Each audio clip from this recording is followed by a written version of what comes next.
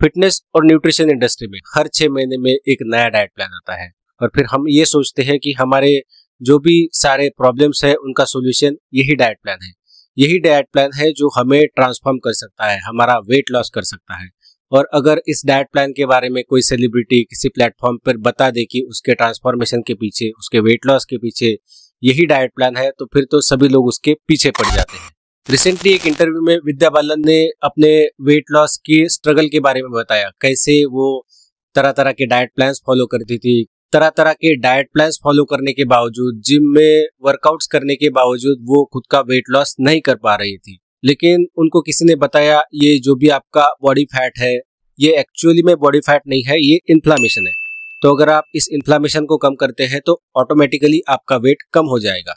तो अगर आप ये एंटी इन्फ्लामेटरी डाइट फॉलो करते हैं तो आपकी बॉडी के अंदर का इन्फ्लामेशन कम हो जाएगा और धीरे धीरे आपका वेट भी कम होगा। Struggled to be thin. I acted like crazy. I've exercised like crazy. Many years in between, no matter what I did. And I want to speak about this today to, just say that no matter what I did, my weight was only increasing. The more it increased, the more I would go and work out. And then, early on this year, I met a nutritional group called Amura in Chennai. It's just inflammation.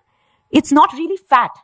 So what we want you to do is, and in most cases, by the way, with people who put on a lot of weight, it is inflammation. They put me on a diet to get rid of the inflammation. Elimination of inflammation it's called. And it worked beautifully. The weight went like that. अब हमें भी ये लगेगा कि हमारे body में भी inflammation है। ये जो भी फैट हमारे बेली के अराउंड जमा हुआ है वो एक्चुअल में फैट नहीं है, इन्फ्लामेशन है। और अगर हम भी anti inflammatory diet plan follow करते हैं तो खुद का वेट कम कर पाएंगे या फिर खुद की बॉडी को ट्रांसफॉर्म करके स्लिम हो जाएंगे। क्या आप भी ऐसा ही सोचते हैं?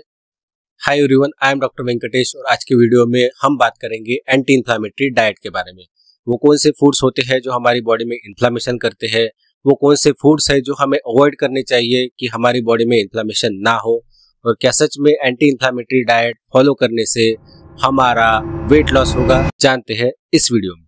तो वीडियो में एंड तक बने रहिए। पहले तो ये समझ लेते हैं कि इन्फ्लामेशन क्या होता है। इन्फ्लामेशन यानी सूजन।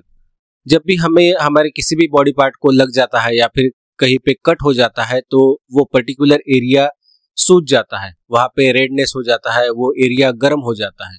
ये हमारे बॉडी का नेचुरल मैकेनिज्म है। जब भी हमें कोई कट लगता है तो हमारी इम्यून सिस्टम एक्टिवेट हो जाती है, तो उस पर्टिकुलर एरिया को रिपेयर करने के लिए, उस टिश्यू को रिपेयर करने के लिए ये हमारी बॉडी का एक नेचुरल मैकेनिज्म है। तो इन्फ्लामेशन हमारे लिए बेनिफिशियल है। इन्फ्लामेशन हमारे रेडनेस को, हमारी सूजन को कम करता है और हमारी टिश्यू को रिपेयर करता है। हमारी बॉडी में इन्फ्लामेशन है या फिर नहीं है ये जानने के लिए कुछ बेसिक ब्लड्स के टेस्ट होते हैं, जैसे CRP, सी रिएक्टिव प्रोटीन, या फिर IL-6, इंटरल्यूकिन 6, या फिर TNF अल्फा जैसे टेस्ट होते हैं, जो टेस्ट करके हम जान सकते हैं कि हमारी बॉडी में इन्फ्लामेशन है या फिर नहीं है। इन्फ्लामेशन या तो एक्यूट होता है या फिर क्रोनिक होता है। एक्यूट इन्फ्लामेशन 3-4 दिन में आता है और 3-4 दिन में खत्म हो जाता है। क्रोनिक इन्फ्लामेशन कुछ महीनों तक या फिर कुछ सालों तक रह सकता है। जब भी हमें सर्दी, खांसी, बुखार होता है या फिर यूरिन का इन्फेक्शन होता है, पेट का इन्फेक्शन होता है, तो वो इन्फेक्शन एंटीबायोटिक लेने के बाद, कुछ दवाई लेने के बाद ठीक हो जाता है। अगर उस इन्फेक्शन की या फिर उस इन्फ्लामेशन की सिविरिटी ज्यादा नहीं है तो वो बिना दवाई के, बिना एंटीबायोटिक के भी ठीक हो जाता है। उस केस में हमारी इम्यून सिस्टम ही उस पैथोजन के अगेंस्ट, उस बैक्टीरिया, उस वायरस के अगेंस्ट काम करती है और उस बैक्टीरिया को या फिर उस पैथोजेनिक एजेंट को हमारी बॉडी से निकाल देती है। तो ये इन्फ्लामेशन ही होता है जो उस पैथोजेनिक ऑर्गेनिज्म को हमारी बॉडी से निकालता है। तो इस केस में इन्फ्लामेशन हमारी बॉडी के लिए जरूरी है। इन्फ्लामेशन हमें इन्फेक्शन से ठीक करने के लिए, उस टिश्यू को रिपेयर करने के लिए जरूरी होता है। तो ये जो भी एक्यूट इन्फ्लामेशन है, हमें उससे कोई भी प्रॉब्लम नहीं है। हमें प्रॉब्लम है ओबेसिटी से, मोटापे से होने वाले क्रोनिक इन्फ्लामेशन से। हाँ, ओबेसिटी ये एक chronic low grade inflammatory disease है। जो भी फैट या फिर एडिपोज टिश्यू हमारे चेस्ट के अराउंड, हमारे पेट के अराउंड जमा होता है, वो इन्फ्लामेटरी मॉलिक्यूल्स को रिलीज करता है और ये इन्फ्लामेटरी मॉलिक्यूल्स हमारे पूरे बॉडी में इन्फ्लामेशन को स्प्रेड करते हैं और ये इन्फ्लामेशन कारण बनता है हमारे इंसुलिन रेजिस्टेंस का। इंसुलिन रेजिस्टेंस फिर बाद में डेवलप होता है डायबिटीज में, फिर हमारे कार्डियोवास्कुलर डिसीजेस की रिस्क, हमारे लीवर डिसीजेस की रिस्क भी इंक्रीज करता है। तो एक बात तो क्लियर है कि इन्फ्लामेशन हमें मोटा नहीं बनाता, इन्फ्लामेशन हमारा वेट गेन नहीं करता। लेकिन जो भी हमारा वेट गेन होता है, जो भी हमारा बॉडी फैट होता है, वो इन्फ्लामेशन करता है।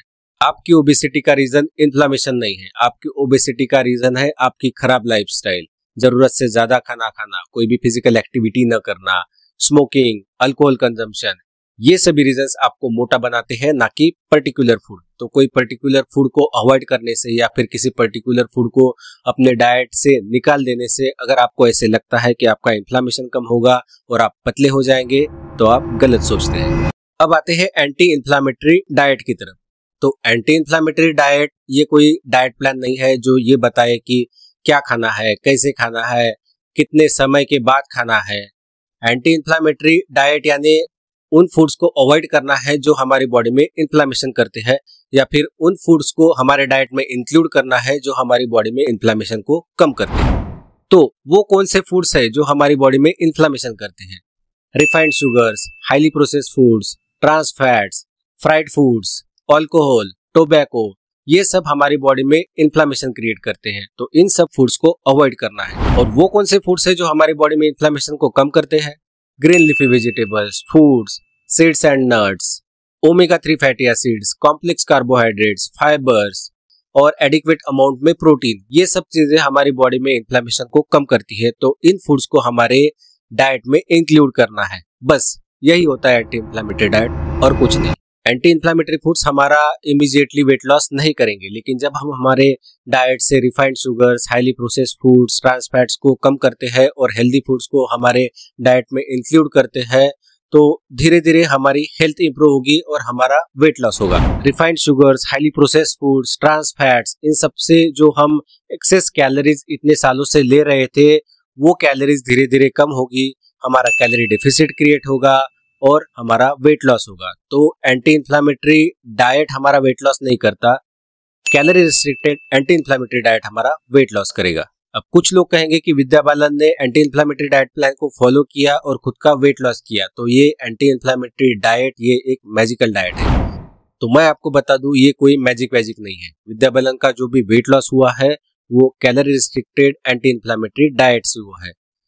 चाहे आप कोई भी डाइट प्लान फॉलो करिए, इंटरमिटेंट फास्टिंग करिए, कीटो डाइट करिए, एंटी इन्फ्लामेटरी डाइट करिए, calorie deficit is the only thing जो आपका वेट लॉस करेगा। तो अगर कैलोरी डेफिसिट से ही वेट लॉस होता है, तो फिर ये एंटी इन्फ्लामेटरी जैसा फैंसी नाम क्यों रखा है?